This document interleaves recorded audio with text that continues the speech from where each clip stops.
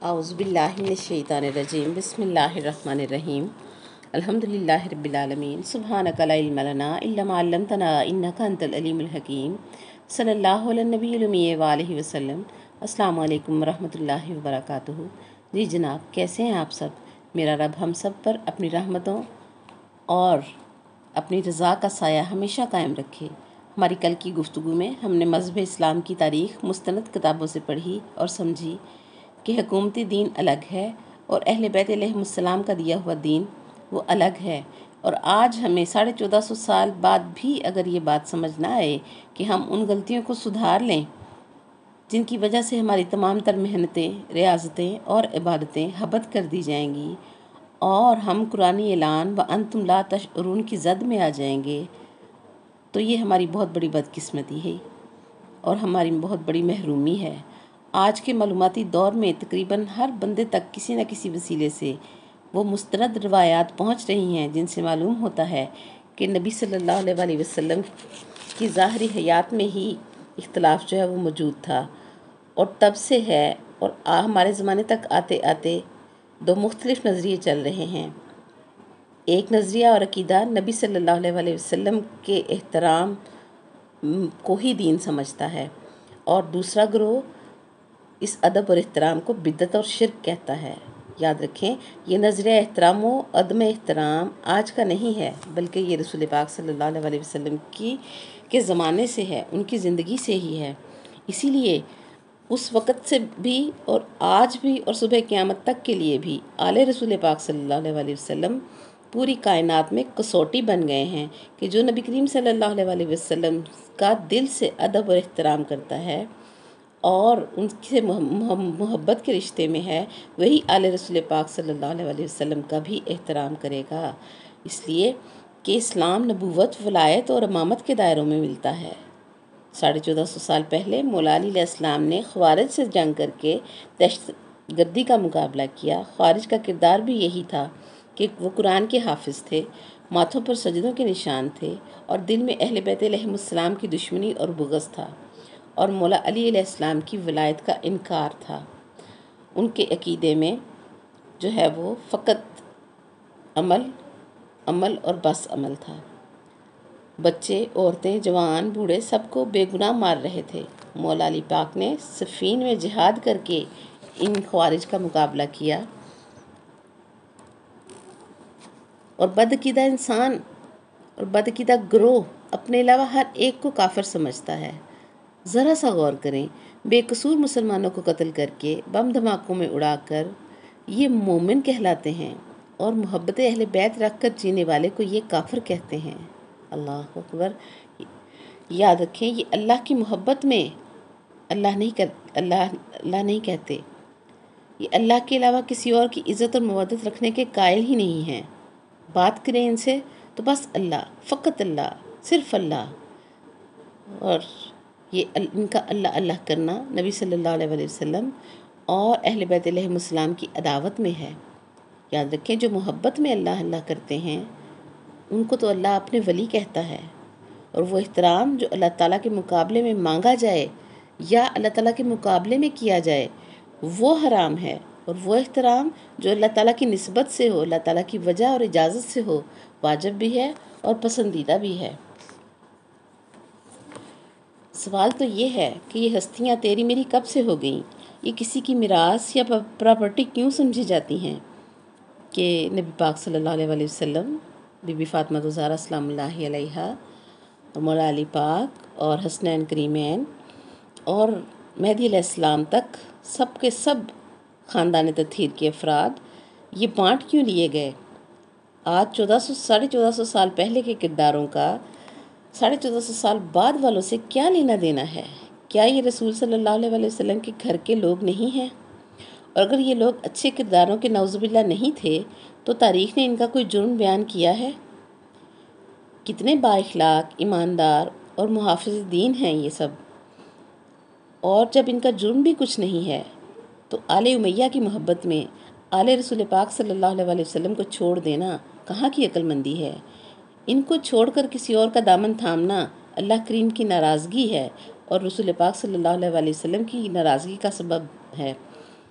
ہماری ہر عبادت لعنت بن جاتی ہے جو ان کو عقیدے سے نکال کر کی جاتی ہے۔ آج اسلام جن حالات سے گزر رہا ہے، بہت ضرورت ہے کہ دنیا کے سامنے اہل بیت علیہم السلام کا اسلام پیش کیا جائے۔ حکومتی اسلام ملا بتاتا ہے اور اہل بیت علیہم السلام کا اسلام مولا بتاتے ہیں۔ اہل بیت کا اسلام پیاسے دشمن کو بھی پانی پلاتا ہے، اور حکومتی اسلام 6 مہینے کے پیاسے بچے کو تیر مارنا اپنی فتح سمجھتا ہے۔ جیسا کہ کل کی گفتگو کے آخر میں ہم نے بات کی تھی کہ صلح مولا حسن علیہ السلام پر بات کریں گے اور جانیں گے کہ مولا حسن مجتبیٰ نے معاویہ کی طاقتور حکومت سے صلح کیوں کی اور اپنا حق خلافت چھوڑ کر کون سی کامیابی حاصل کی۔ سورہ انفال کی آیت نمبر 61 میں قرآن پاک میرا ارشاد فرماتا ہے وَإِن جَنَحُوا لِلسِّلْمِ فَاجْنَحْ لَهَا، سبحان اللہ، کہ اے اگر میرے حبیب صلی اللہ علیہ وسلم کافر تجھے صلح کی پیشکش کریں تو اپنا نقصان کر کے بھی صلح کر لیں، پیشکش قبول کر کے صلح کر لو۔ وَتَوَكَّلْ عَلَى اللَّهِ، اور اللہ پر بھروسہ رکھو، إِنَّهُ هُوَ السَّمِيعُ الْعَلِيمُ، وہ رب ان کی باتیں بھی سنتا ہے اور ان کے دل کا حال بھی جانتا ہے۔ وَيُرِيدُ أَن يَخْدَعُوكَ، اور یہ لوگ ارادہ کرتے ہیں کہ تجھ سے دھوکہ کریں گے، اور تو جانتا بھی ہے کہ یہ تجھ سے دھوکہ ہی کریں گے۔ تو پھر رب فرماتا ہے فَإِنَّ حَسْبُكَ اللَّهُ، تو جان لے کہ بے شک تیرے لیے اللہ کافی ہے۔ اللہ اکبر، بہت غور فکر کرنے کا مقام ہے کہ اللہ خود کو کس کے لیے کافی کہہ رہا ہے، یا اللہ کن لوگوں کے لیے کافی ہے۔ اپنے نانا محمد رسول اللہ صلی اللہ علیہ وسلم کی اسی سنت پر عمل کرتے ہوئے امام حسن مجتبیٰ نے معاویہ کے ساتھ صلح کر کے امت کو قتل و غارت سے بچا لیا، اور معاویہ نے روم کی سلطنت کے ساتھ معاہدہ کر رکھا تھا۔ 10 لاکھ دینار اس نے رومیوں کو دے کر یہ معاہدہ کیا تھا کہ اگر مدینہ سے شام پر حملہ ہوا تو تم ہمارے ساتھ مل کر دفاع کرو گے، اور حسن مجتبیٰ علیہ السلام جانتے تھے کہ اگر میں نے صلح نہ کی تو روم کے عیسائی میرے نانا کی امت کا خون بہائیں گے، اور امام حسن علیہ السلام کی 12,000 کی فوج کے سربراہ کو رشوت اور نقد دولت دے کر خرید لیا گیا۔ مدائن سے آگے عبید اللہ ابن عباس اس لشکر کے سربراہ تھا۔ وہ لشکر چھوڑ کر 10 لاکھ درہم کے عوض کوفہ میں معاویہ کی فوج سے جا ملا، اور اس کے ساتھ 8,000 فوجی بھی چلے گئے۔ اب پیچھے 4,000 فوجی رہ گئے، اور 4,000 کے لشکر میں سے 2,000 کے لشکر نے یہ کہہ کر امام حسن مجتبیٰ سے مخالفت کی کہ آپ علیہ السلام نے معاویہ کو حکومت دے دی ہے، حالانکہ ابھی ایسا کچھ بھی نہ ہوا تھا۔ اب ایسے دنیا پرست حکمرانوں نے اپنی عوام کو دنیا پرستی ہی سکھائی تھی، اور مولا حسن علیہ السلام کا سامنا ان جیسے لوگوں سے تھا، اور معاویہ نے مولا حسن پاک سے صلح کی پیشکش کی اور کہا کہ جو شرائط آپ کی ہوں گی آپ لکھ دیں، مجھے قبول ہوں گی۔ قلم دوات بھیجا کہ آپ خود لکھیں، مجھے منظور ہوں گی، اور نیچے اپنے دستخط کر دیے۔ مولا حسن پاک نے ایسی شرائط لکھی کہ معاویہ کے ایک وزیر نے پڑھ کر کہا کہ حسن مجتبیٰ نے تو بنی امیہ کی قبر کھود دی ہے۔ مولا حسن علیہ السلام کی صلح نے اپنے نانا کے قیمتی ترین اصحاب اور مولا امیر المومنین کے مخلص ترین اصحاب کو بچا کر کربلا کے لیے ذخیرہ کر لیا، تاکہ شام کے حکمران کے سامنے قتال اس لیے نہ ہو سکا کہ مولا حسن پاک کو جسمانی خوف نہ تھا بلکہ ان کو عقلانی خوف تھا کہ میں تو میرے شام کی خباثت کو سمجھ رہا ہوں، لیکن عوام کل انعام ہو گئے ہیں، عبادت گزار زاہدین بندے اس کو داڑھی اور تسبیح میں دیکھتے ہیں اور اس کے ظاہری اعمال پر ان کی نظر ہے، اور لوگ خوف زدہ بھی ہیں کہ مسلمانوں کے 2 گروہوں میں جنگ ہو گئی تو کیا ہوگا۔ اب امام حسن مجتبیٰ علیہ السلام نے صلح کی شرائط جو ہے وہ طے کرنے کا فیصلہ کیا اور شرائط لکھنا شروع کی۔ پہلی شرط یہ رکھی کہ وعدہ کرو کہ آج کے بعد قرآن یعنی کلام خدا اور سنت رسول پاک صلی اللہ علیہ وسلم پر عمل کرو گے، اور اس تحریر پر دستخط کا مطلب یہ تھا کہ آج تک وہ معاویہ یہ نہیں کر رہا تھا۔ یہ جملہ لکھ کر اسلام اور ملوکیت کے درمیان جو ہے وہ فرق واضح کر دیا گیا۔ دوسری شرط کہ ہمارے حکمرانوں کو باقی مسلمانوں کے برابر وظیفہ دو گے، اور تیسری شرط یہ لکھی کہ نماز جمعہ کے خطبوں میں اور باقی مذہبی اجتماعات میں میرے والد گرامی علی ابن ابی طالب کو گالیاں نہیں دی جائیں گی، ان پر لعن اور سب و شتم نہ کیا جائے گا۔ امام حسن مجتبیٰ نے خود لکھ کر دشمن سے دستخط لے لیے کہ آج کے بدعقیدہ گروہ کو 1450 سال پہلے ہی بتا دیا کہ قانونی طور پر وہ مجرم ہے جو مومن کے مولا پر مسلسل کئی سال تک گالیاں دیتا رہا ہو اور گستاخیاں کرتا رہا ہو ان کی شان میں، خبردار اس کو کبھی بھی میرے باپ کا بھائی نہ لکھنا۔ آج بھی آپ نے لکھا ہوا پڑھا ہوگا کہ بدعقیدہ گروہ ایسا نہ صرف مانتا ہے بلکہ اپنے مدارس میں اس غلط روش کو پڑھا بھی رہا ہے، اور پھر یہ شرط لکھوائی کہ جو امیر شام کے گلے کا پھندا بن گئی کہ تم جب تک زندہ رہو گے حکومت کر لو، لیکن تمہیں یہ حق نہیں ہے کہ تم اپنے بعد اپنے بیٹے کو اپنا ولی عہد منتخب کرو۔ اگر میں زندہ رہا تو تمہارے بعد میں حکومت کروں گا، ورنہ میرا چھوٹا بھائی حسین علیہ السلام جو ہے وہ حکومت کرے گا۔ یہ شرط بنو امیہ کو قبر میں اتارنے کے لیے کافی تھی، اور شام کے حکمران نے چند گھنٹوں بعد اپنے دربار میں آ کر خطاب کیا کہ اے اہل عراق، کیا تم سمجھتے تھے کہ میری جنگ تمہارے ساتھ نماز، روزہ، حج اور زکوٰۃ کے لیے تھی؟ تو یہ تمہاری بھول ہے۔ میری جنگ تمہارے ساتھ حکومت اور اقتدار کے لیے تھی، اور وہ میں نے حاصل کر لی ہے۔ اور صلح امام حسن کے کاغذ کو اس نے اپنے جوتوں کے نیچے مسل دیا، اور مولا حسن مجتبیٰ یہ جانتے تھے کہ وہ ایسا کرے گا اور حکمران شام کبھی بھی ایک شرط بھی نہ مانے گا، لیکن مولا حسن پاک نے شرائط لکھیں اور اس کے دستخط لیے تاکہ عوام الناس دیکھ لے کہ جو کچھ باطل کے اندر ہے وہ آشکار ہو جائے۔ جو چہرہ میں دیکھ رہا ہوں امت بھی وہی چہرہ دیکھنے میں کامیاب ہو جائے۔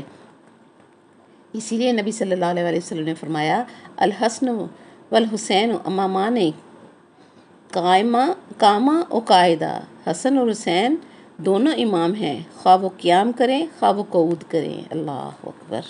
اور مولا حسن مجتبیٰ نے اپنے نانا کی اس حدیث کو سچا کر دکھایا۔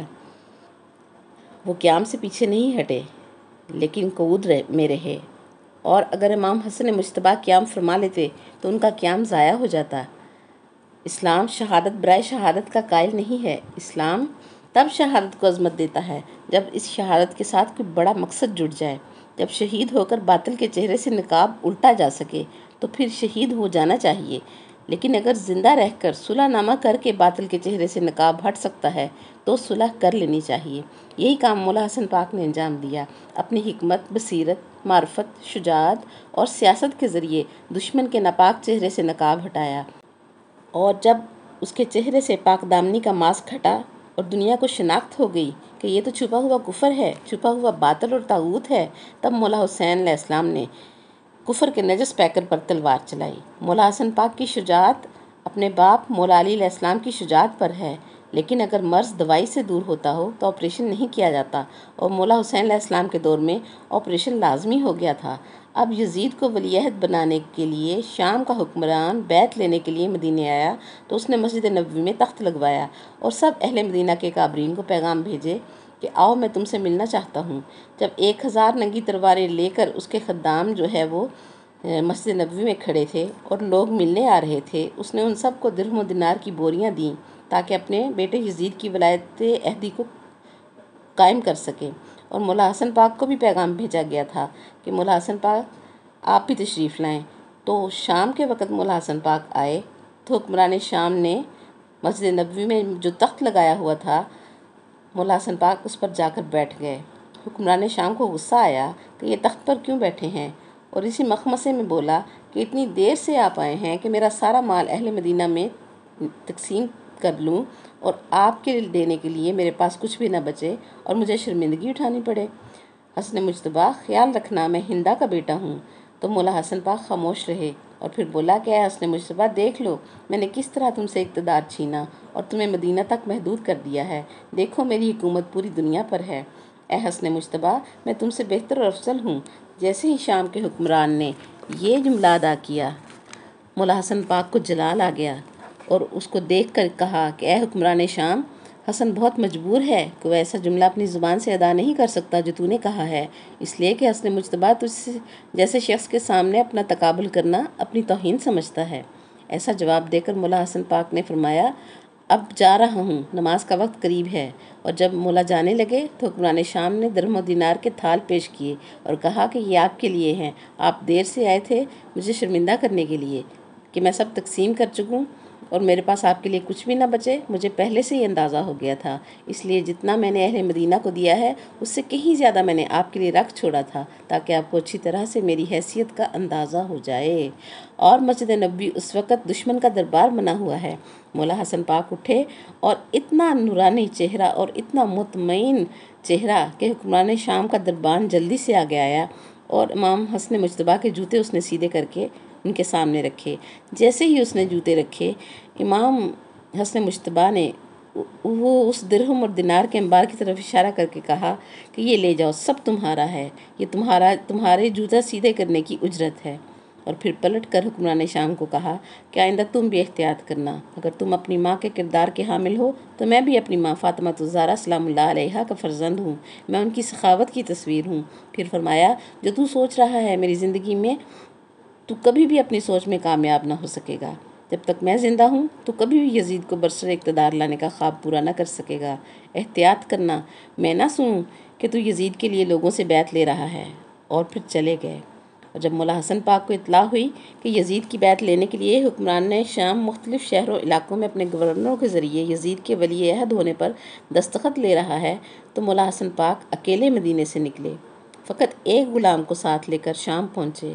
حکمران شام کو جب خبر ہوئی تو سمجھ گیا کہ ناراضگی کا اظہار کریں گے، احتجاج کریں گے، مجھے شرمندہ اور رسوا کریں گے کہ صلح نامہ میں دستخط کر چکا ہوں۔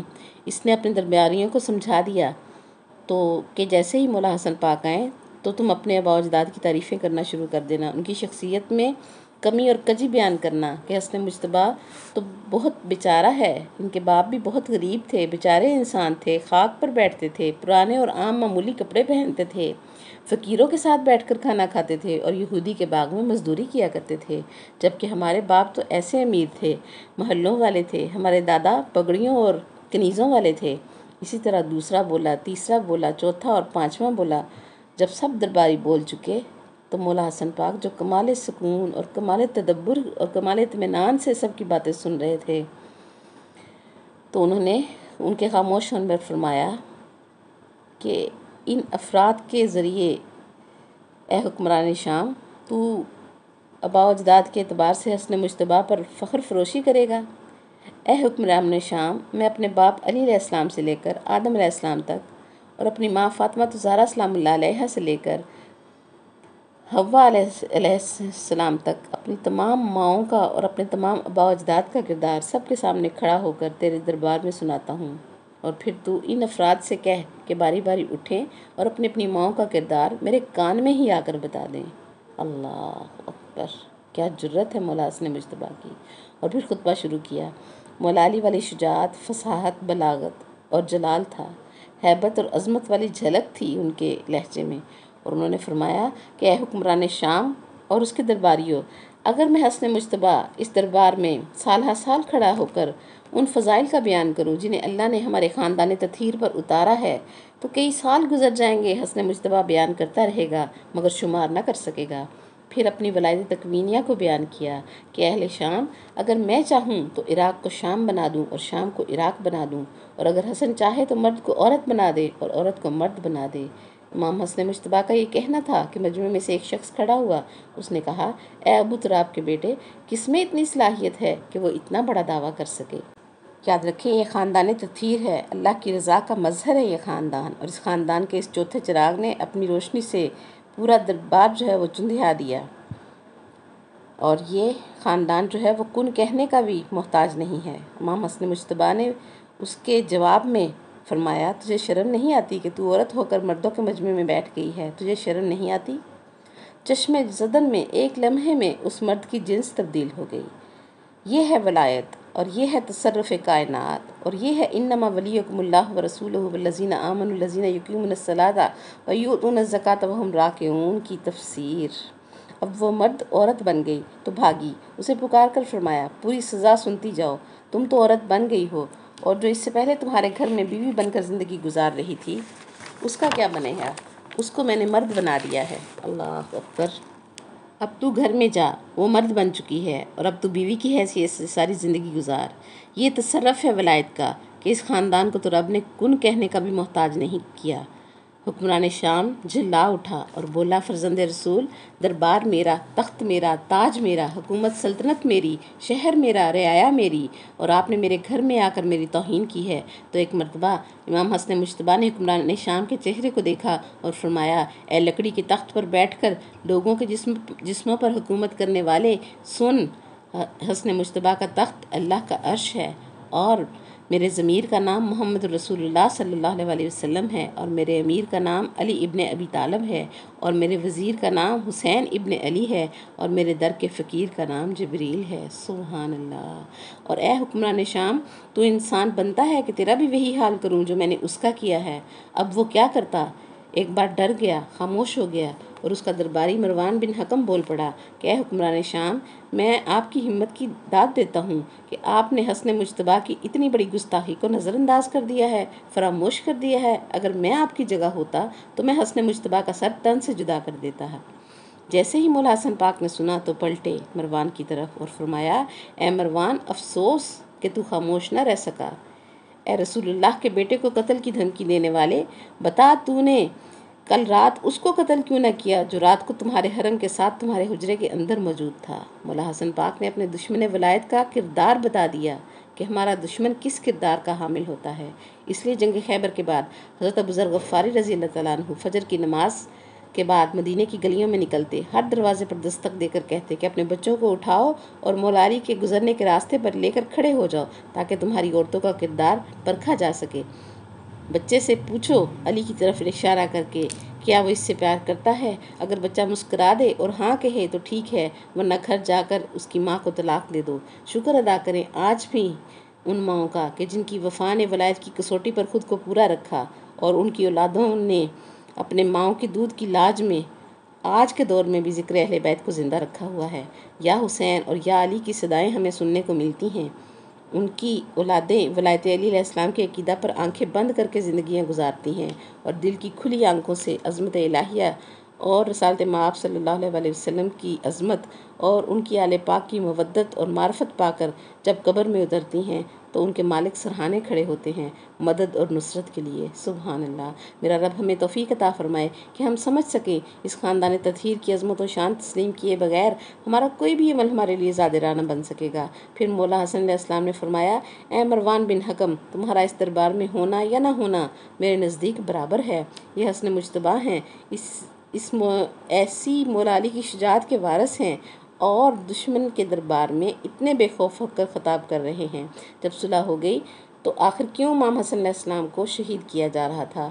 کہ اب دشمن سمجھ گیا تھا کہ حسن مجتبیٰ کی زندگی میں اپنا مقصد وہ حاصل نہیں کر سکتا، اپنے بیٹے یزید کو تخت پر نہیں بٹھا سکتا۔ اس نے شام سے ایک ایسا زہر مدینہ پاک بھیجا کہ اگر اس کو کسی جانور کے پاؤں کے ساتھ بھی باندھ دیا جاتا تو وہ زیادہ دیر زندہ نہ رہتا۔ مولا حسن پاک روزے سے تھے، وقت افطار آیا تو مولا نے افطار کے دسترخوان پر بیٹھ کر پہلے انا للہ و انا الیہ راجعون پڑھا کہ شام سے یہ زہر جو تھا وہ اشعث بن قیس کندی کے ذریعے اس کی بیٹی جو کہ مولا حسن پاک کے نکاح میں تھی اس کو دیا گیا تھا کہ اس کو انگوروں میں بھی ملا دو اور شربت میں بھی ملا دو۔ مولا حسن پاک نے انگور کا دانہ کھایا، اس میں بھی زہر تھا، اور شربت کا گھونٹ لیا تو اس میں بھی زہر تھا۔ اب اس مولا کی بیوی نے جب دیکھا تو معافیاں مانگنے لگی اور کہنے لگی کہ میرا بہت برا حال ہو جائے گا، مجھے معاف کر دیں۔ تو مولا حسن پاک نے فرمایا، چلی جاؤ، میں کسی کو کچھ نہیں بتاؤں گا، مگر یاد رکھنا جو وعدے تم سے کیے گئے ہیں ان میں سے ایک بھی پورا نہ ہوگا، اور جب دنیا سے جائے گی تو حواس باختہ ہو چکی ہوگی، پاگل ہو چکی ہوگی، دیوانی ہو کر مرو گی، اور ایسا ہی ہوا۔ رب العزت ہمیں اس خاندان تطہیر کی عظمت کو سمجھنے کی توفیق عطا فرمائے۔ میں پھر عرض کروں گی کہ اس معلوماتی دور میں بھی اگر ہم اپنے آپ کو صحیح راستے پر نہیں لا سکتے تو پھر یہ ہماری بہت بڑی بدقسمتی ہے۔